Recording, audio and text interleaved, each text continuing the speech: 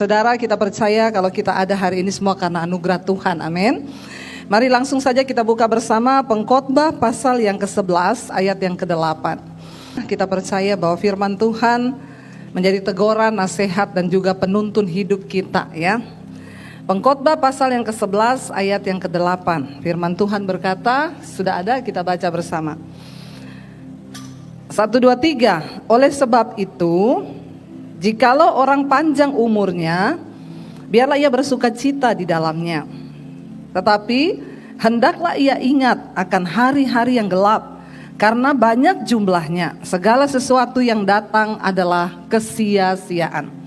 Firman ini berkata, oleh sebab itu jikalau orang panjang umurnya, biarlah ia bersukacita di dalamnya. Siapa yang mau panjang umur? Hari ini kita ada di tempat ini, itu membuktikan bahwa kita ini diberi sama Tuhan umur panjang. Artinya kita masih ada hari ini. Kalau kita diberi umur panjang, kata firman Tuhan, bersukacitalah. Tetapi hendaklah ia ingat akan hari-hari yang gelap, karena banyak jumlahnya. Segala sesuatu yang datang adalah kesia-siaan. Saudara, di dalam hidup ini bukan hanya yang baik yang akan kita alami. Ikut Tuhan, ikut Tuhan. Jangan berpikir ikut Tuhan itu, wah pasti semuanya baik, semuanya bahagia, ya.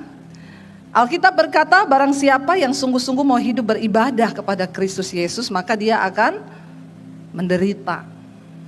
Jadi kalau saudara belum menderita, berarti belum sungguh-sungguh hidup beribadah. Yang sudah merasakan penderitaan berapa banyak? Yang belum, saya doakan supaya menderita. Ya, satu kali dalam satu wawancara saya ditanya, Bu, kenapa ibu bisa tetap kuat di dalam mengikuti Yesus, menghadapi tantangan yang begitu berat, terutama dari pihak keluarga saya. Pada waktu itu saya mau dibunuh. Saya jawab, saudara, saya nggak tahu juga itu jawabannya. Memang ya saya jawab apa adanya aja. Ya mungkin saya kuat ikut Yesus menghadapi tantangan banyak karena waktu itu saya belum dengar khotbah pendeta-pendeta. Amin. Kenapa banyak orang kecewa? Kenapa banyak orang akhirnya kepahitan di dalam hidup? Ya, karena dengar khotbah yang enak-enak.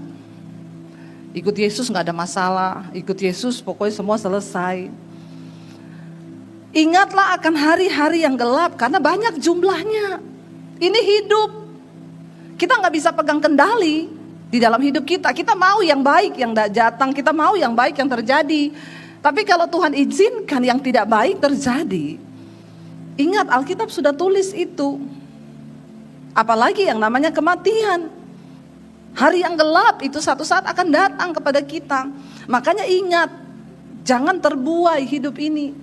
Ya, sehingga kita tidak pernah ingat akan hari-hari kemalangan, hari-hari kesusahan. Kemarin saya punya teman saudara dari Palu, naik pesawat sama suaminya berangkat ke Jakarta.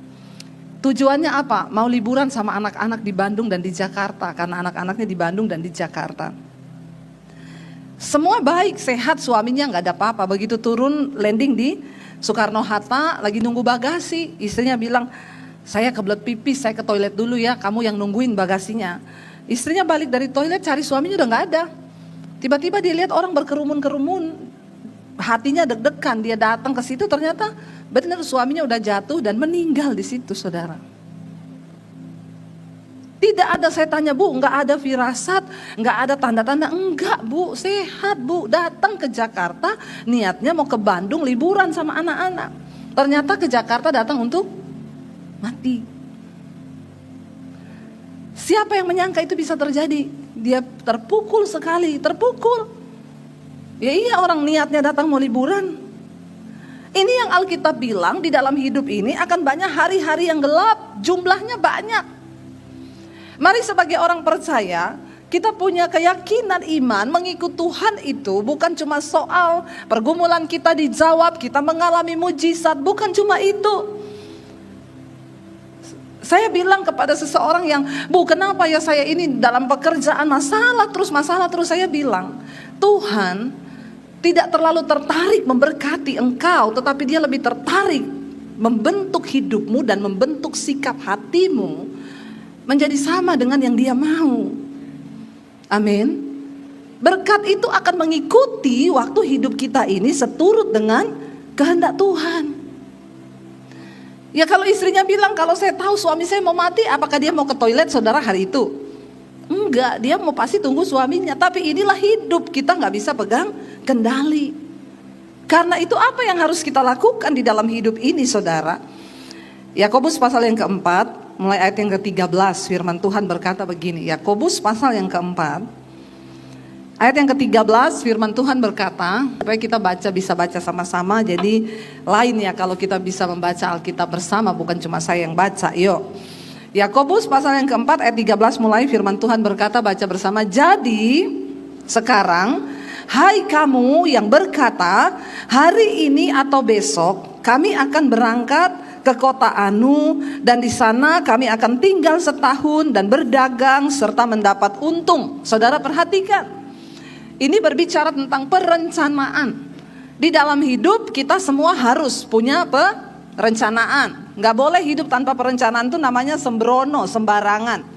Kita harus punya perencanaan atas anak-anak kita, masa depan mereka, atas bisnis kita, harus ada perencanaan di dalam hidup ini. Sebab orang yang hidup tanpa perencanaan itu pasti ya hidupnya ya kayak begitu saudara. Kita semua harus punya perencanaan di dalam mengatur keuangan, di dalam mengatur anak-anak kita, masa depan mereka, harus ada perencanaan. Harus punya perencanaan. Kamu yang berkata hari ini aku akan, atau besok kami akan berangkat ke kota Anu, di sana kami akan berdagang, akan tinggal setahun, mendapat untung. Ini perencanaan. Boleh nggak kita punya perencanaan? Harus memiliki perencanaan. Kalau punya uang jangan langsung dihabiskan. Saya banyak melihat kehidupan orang Kristen yang akhirnya babak belur. Kenapa? Nggak punya perencanaan. Dapat berkat, dia bilang kesusahan sehari cukup untuk sehari. Jadi uang ini mau saya habiskan. Dapat gaji tanggal 1 langsung dihambur-hamburkan dengan alasan kesusahan sehari cukup untuk sehari. Ya, itu beda ayatnya, jangan salah pakai ayat. Bisa berabe nanti. Kenapa banyak orang Kristen hidupnya tidak jadi berkat? Karena nggak ada perencanaan. Kita harus punya perencanaan. Dikatakan di sini, ya, jadi sekarang, hai kamu yang berkata hari ini atau besok kami akan berangkat ke kota Anu, di sana kami akan tinggal, berdagang setahun dapat untung. Sedang dikatakan di sana apa? Kamu tidak tahu apa yang akan terjadi besok. Apakah arti hidupmu? Hidupmu itu sama seperti uap yang sebentar saja kelihatan lalu lenyap. Lalu dikatakan di sana sebenarnya apa saudara? Kita lanjut ayat yang berikutnya. Sebenarnya kita baca sama-sama. Sebenarnya kamu harus berkata apa saudara?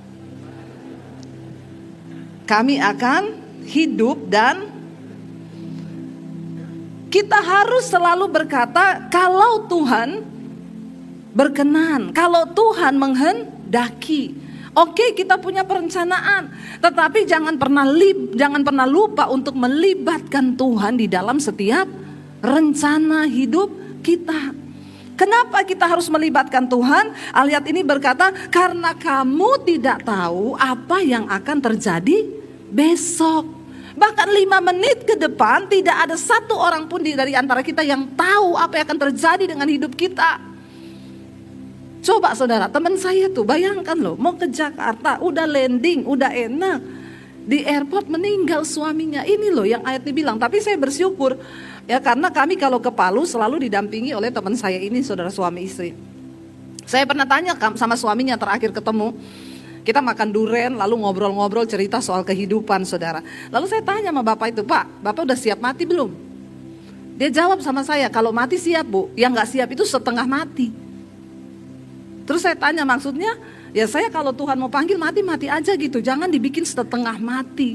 Saya gak siap kalau di rumah sakit itu saya setengah mati kagak, hidup kagak. Jadi Tuhan dengar memang dia mati di airport, benar-benar indah matinya itu, langsung dijemput. Tapi yang gak enak itu istrinya, anak-anaknya semua terpukul saudara. Gak ada tanda-tanda, ya, gak ada pesan terakhir, gak ada apa-apa, tiba-tiba dipanggil. Kita yang berkata hari ini besok kami mau ke kota ini ke kota itu, jangan pernah lupa berkata Tuhan kalau engkau menghendaki. Libatkan Tuhan dalam semua perencanaan hidup kita. Kenapa? Karena kita tidak tahu apa yang akan terjadi besok. Siapakah kita ini manusia? Kita tidak punya pengetahuan, kita tidak punya kebisaan, kehebatan untuk mengetahui jalan hidup kita itu. Bahkan 5 menit ke depan gak ada yang tahu. Tapi penting bagi kita, libatkan Tuhan. Anak-anak muda yang mau cari jodoh, libatkan Tuhan. Engkau harus berani berkata, kalau ini bukan jodoh saya, putus dalam nama Yesus, amin. Yang anak-anak muda bilang amin. Yang orang tua gak usah bilang amin. Sudah terlanjur nikah gak usah putus. Ya sudah, bayar harga saja. Tapi yang muda-muda, engkau harus berani berkata, Tuhan kalau engkau menghendaki, mungkin aku akan menikah dengan dia kalau dia jodohku. Kalau bukan, Tuhan putuskan dalam nama Tuhan Yesus. Kita harus berani, bapak-bapak engkau yang akan mengambil keputusan bisnis, libatkan Tuhan. Tuhan kalau engkau tidak berkehendak, ya Tuhan yang berperkara, batalkan semuanya, aku siap. Jangan sampai kita dengan gagahnya kita berpikir dengan kehebatan kita sendiri pasti bisa. Karena Alkitab berkata terkutuklah orang yang mengandalkan manusia, yang mengandalkan kepintarannya sendiri. Tetapi diberkatilah orang yang mengandalkan Tuhan. Salah satu cara kita mengandalkan Tuhan dalam hidup ini adalah apa? Libatkan Tuhan di dalam segala perencanaan hidup kita. Mau kita beli rumah, mau kita beli sesuatu, tanya Tuhan, apakah engkau berkehendak Tuhan? Kalau Tuhan berkehendak, pasti jalannya begini. Minta tanda dari Tuhan. Karena Tuhan itu yang sanggup meluputkan. Kita nggak tahu apa yang terjadi ke depan.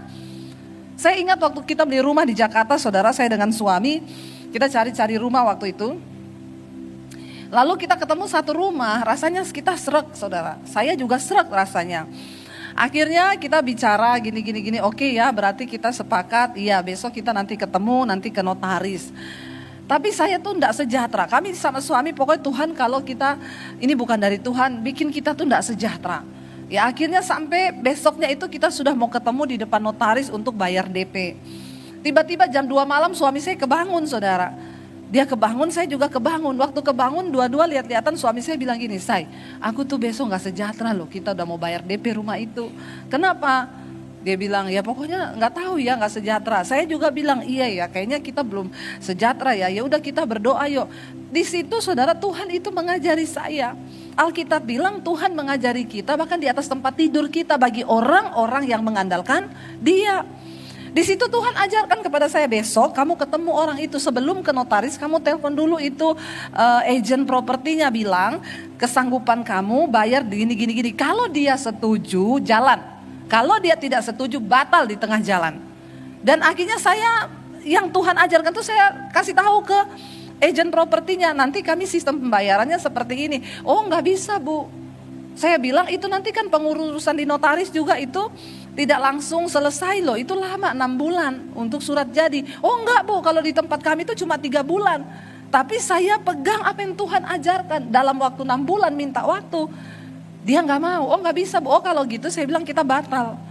Dan benar berapa hari kemudian akhirnya kita cari-cari, kita dapat rumah lain saudara. Orang itu telepon saya lagi, Bu, iya Bu, ternyata pengurusan itu notaris bilang tuh bisa sampai 6 bulan bahkan 8 bulan. Jadi saya setuju dengan cara ibu. Saya bilang enggak, kita udah cari yang lain. Dan saudara, ternyata musim hujan rumah itu banjir.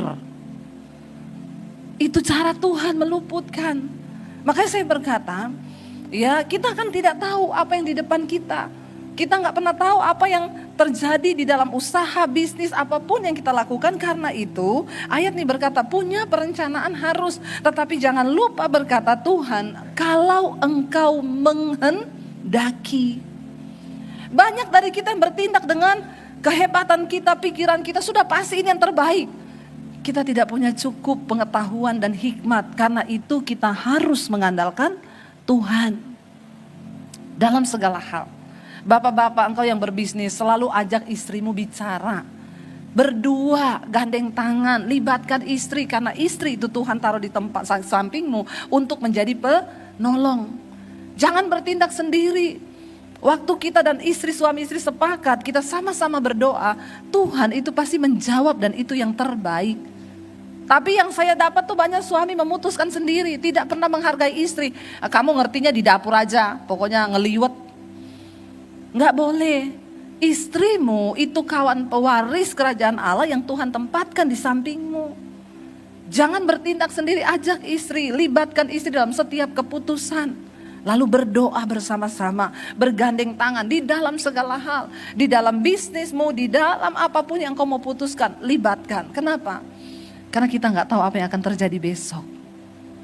Apakah arti hidupmu, kata firman Tuhan? Kamu tidak tahu apa yang akan terjadi besok. Apakah arti hidupmu? Hidupmu itu sama seperti uap. Sebentar saja ada, lalu lenyap. Kita nggak tahu, saudara. Mungkin yang di sebelah kiri saudara minggu depan sudah tidak ada. Nggak ada yang tahu, coba lihat sebelah kirinya. Sebelah kanan mungkin besok. Nah, ya, kita nggak ada yang tahu hidup ini. Nggak ada yang tahu apa yang akan terjadi besok. 5 menit ke depan aja kita nggak tahu. Kenapa kita harus terus mengandalkan Tuhan dan berkata, Tuhan, jika Engkau menghendaki. Itu tanda kita hidup mengandalkan Tuhan. Tidak cukup saudara hanya ke gereja seminggu sekali. Bagaimana praktek di dalam kita berkata kita percaya Tuhan, libatkan Dia di dalam segala hal di hidup kita. Dalam engkau mengelola keuangan, libatkan Tuhan. Untuk apa? Harta yang kau percayakan di tangan saya ini Tuhan. Ya, dalam segala hal, mau beli barang mewah, libatkan Tuhan. Tanya Tuhan, ini untuk apa saya pakai ini? Kalau cuma untuk sombong-sombongan gak ada artinya, buat apa saudara? Ya gak penting, gak perlu. Tapi kita berdoa, Tuhan tuntun saya. Apakah Engkau berkehendak? Apa yang Tuhan mau? Ya, jika Engkau ingin berbuat ini dan itu, katakan Tuhan, jika Tuhan menghendakinya, kami akan hidup dan akan berbuat ini dan itu. Kalau kita sudah sampai di titik itu, ya kapanpun Tuhan mau panggil, berarti kan kita siap. Ya, bapak-bapak yang masih terikat dosa, enggak usah angkat tangan. Ya, saya yakin di sini tidak ada bapak-bapak yang selingkuh ya. Enggak ada ya? Enggak ada yang ngaku. Ya, apalagi mau berbuat dosa. Udahlah, jauh-jauh dari pikiran kita, mau selingkuh, mau melakukan hal-hal yang tidak berkenan, sudahlah saudara. Alkitab berkata, sudah terlalu banyak waktu yang kau pakai untuk hidup bagi dirimu sendiri. Mari kita hidup bagi kepentingan Tuhan saja.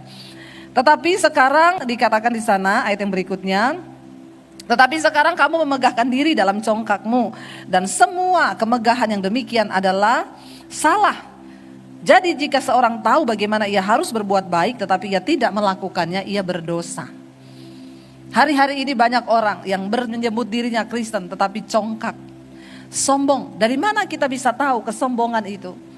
Waktu kita tidak melibatkan Tuhan di dalam hidup kita. Orang yang tidak melibatkan Tuhan di dalam hidupnya, di dalam perencanaannya, itu adalah orang yang sombong, orang yang angkuh.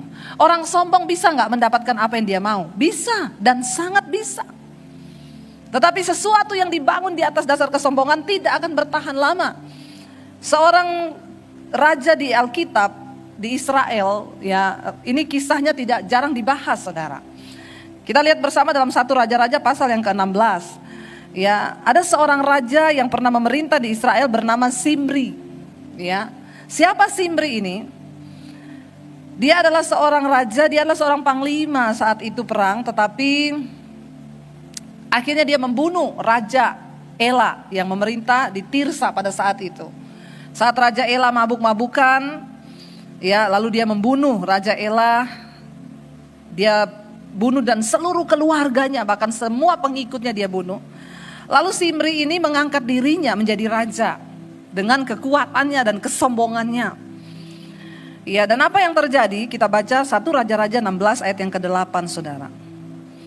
1 Raja-Raja pasal 16 ayat yang ke-8 dikatakan di sana ya.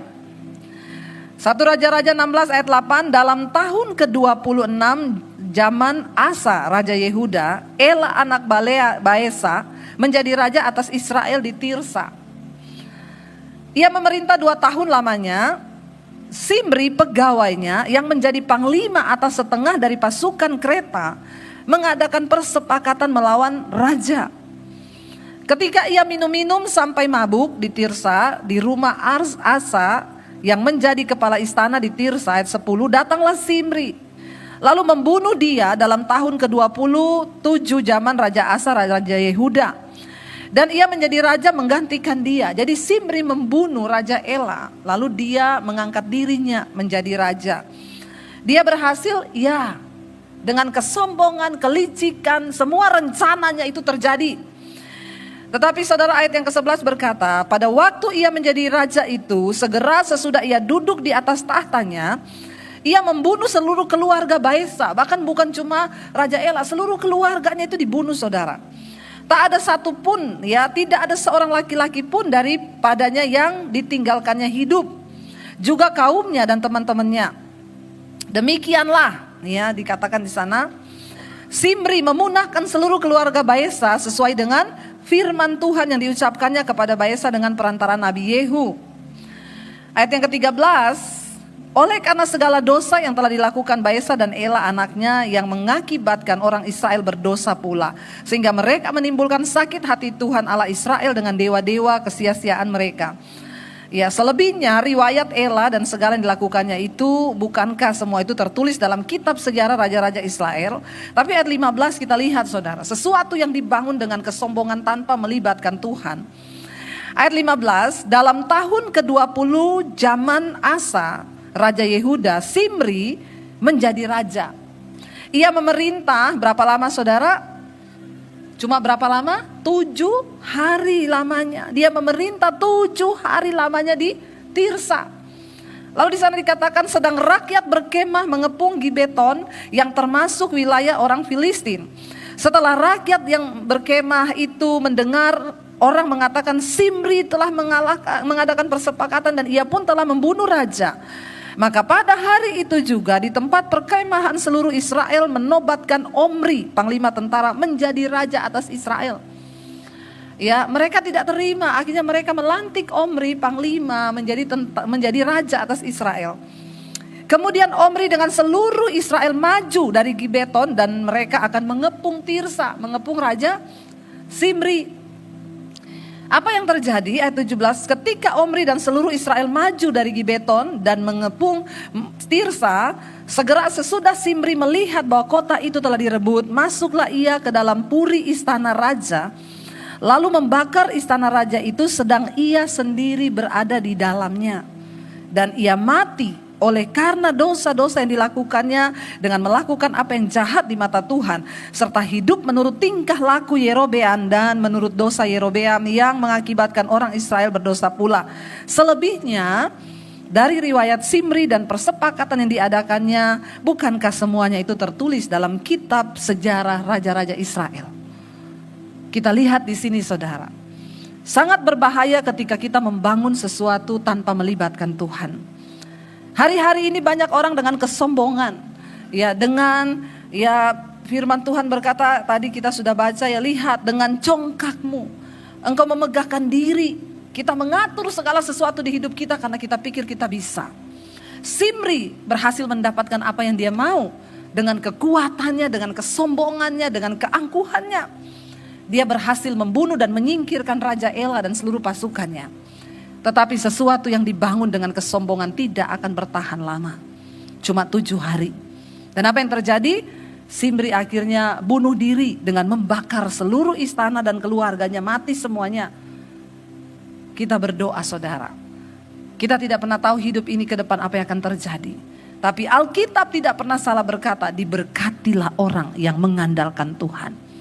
Dan terkutuklah orang yang mengandalkan kekuatannya sendiri, hikmatnya sendiri, kepandaiannya sendiri. Mari hari-hari ini kita banyak duduk di kaki Tuhan dan berkata, Tuhan, kalau engkau menghendakinya, aku akan melakukan ini dan itu, aku akan begini, aku akan begitu, jika Tuhan menghendakinya. Saudara, kita semua satu saat akan dipanggil pulang, cuma tinggal waktu saja, gak tahu kapan. Tapi mari kita berjuang untuk melakukan apa yang Tuhan mau di dalam sisa hidup kita. Katakan, Tuhan, apa yang kau mau untuk aku lakukan? Bicara dan tuntun aku, kasih tahu Tuhan. Supaya ketika satu saat kita menghadap Tuhan, kita bisa berkata, aku sudah melakukan kehendak-Mu. Kenapa? Yesus berkata, bukan setiap orang yang berseru kepadaku Tuhan, Tuhan, Bukan mereka yang melakukan mujizat, menyembuhkan orang sakit, membangkitkan orang mati. Tuhan bilang, satu saat aku akan berterus terang kepada mereka dan berkata, aku tidak mengenal engkau pembuat kejahatan, enyahlah engkau daripadaku. Tetapi Tuhan berkata, dan dia akan mengumpulkan hanya mereka yang melakukan kehendak Bapa. Jadi apa goal dari kekristenan kita selama hidup di dunia ini? Melakukan kehendak Bapa. Bukan melakukan kehendak kita. Kita harus melakukan kehendak Bapa. Dimulai dari mana? Dari rumah tangga kita. Banyak orang berkata, bagaimana melakukan kehendak Bapa itu, Bu? Saya bingung, Bu. Apa kehendak Bapa? Firman Tuhan. Jadilah pelaku-pelaku firman, dimulai dari rumah tanggamu sebagai suami, yang kau menjadi suami yang takut akan Tuhan, istri takut akan Tuhan, anak-anak takut akan Tuhan. Lalu untuk bicara tentang rencana Tuhan yang lebih besar, apa proyek-proyek Tuhan yang akan ditaruh dalam hidup kita, waktu kita mulai membangun hubungan dengan Tuhan, maka dia akan terus menuntun kita melakukan hal-hal yang Tuhan mau. Dalam hidup ini, saya orang di Jakarta banyak tanya, Bu, Ibu buka gereja kapan? Saya ini mau ke gerejanya Ibu, saya sudah srek sama khotbah-khotbah Ibu. Kapan Bu buka gereja? Banyak orang yang berkata, Ibu butuh apa? Saya dukung Bu, Ibu buka gereja, butuh gedung, butuh apa? Saya bilang, Tuhan belum kasih tahu ke saya dan saya tidak dapat itu. Itu bukan kehendak Tuhan buat saya. Semua bilang, sudah waktunya loh Bu buka gereja. Saya bilang goal dari pelayanan itu bukan hanya harus menjadi gembala semuanya. Hari ini saya lebih bisa menjadi berkat bagi banyak orang. Saya bisa masuk ke seluruh denominasi gereja. Dan itu panggilan Tuhan buat saya. Tapi orang-orang bilang, Ibu harus pikir hari tua loh. Kalau Ibu jadi gembala lebih nyaman. Berdosa banget orang yang berpikir begitu. Kita ini hamba Tuhan. Jangan dengan rekayasa manusia, lalu kita mulai merancang sesuatu dan kita pikir itu yang Tuhan mau. Enggak, saudara. Mari kita mulai belajar hidup bagi kepentingan dan kehendak Tuhan bagi hidup kita. Bukan berjalan dengan maunya kita, dengan pikirannya kita. Saya bilang ya mungkin sebagian orang berpikir dengan menjadi gembala saya buka gereja itu goal. Enggak. Goalnya apa? Tuhan mau saya memberkati gereja-gereja kecil di desa-desa. Kami hidup bagi kepentingan Tuhan, itu cukup. Kalau Tuhan tidak menuntun, kalau Tuhan tidak berkehendak, mau didukung siapapun juga. Saya bilang enggak. Saya mau berjalan dan melakukan kehendak Tuhan, bukan kehendak manusia. Bukan untuk cari untung. Makanya hidup ini bukan cuma soal bicara berkat, mujizat. Tapi hidup ini bicara soal menggenapi kehendak Tuhan di dalam hidup kita. Temukan itu, saudara. Libatkan Tuhan dalam segala aspek hidupmu. Dan kita bisa menyenangkan Tuhan. Menundukkan diri, merendahkan diri di kaki Tuhan. Hari ini sadarilah bahwa kita tidak punya kekuatan lain. Tapi kita punya Tuhan satu-satunya yang mengetahui. Bukan cuma 5 menit ke depan, bukan cuma besok. Tuhan tahu 10 tahun ke depan apa yang akan terjadi dengan hidup kita. Bagian kita berserah dan menyerahkan diri kita kepada Dia.